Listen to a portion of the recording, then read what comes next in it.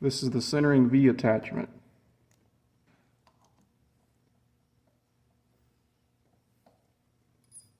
Make sure we are on 0, we have travel both ways, and now we're going to find the middle of our shaft.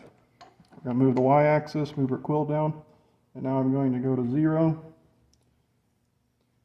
If we have any run out, we'll do a 180-degree rotation, and then we'll split the difference on our indicator. So I'm going to split the difference.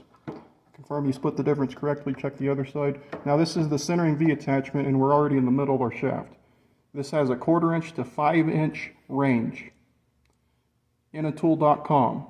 This is the flex edge finder, centering V attachment.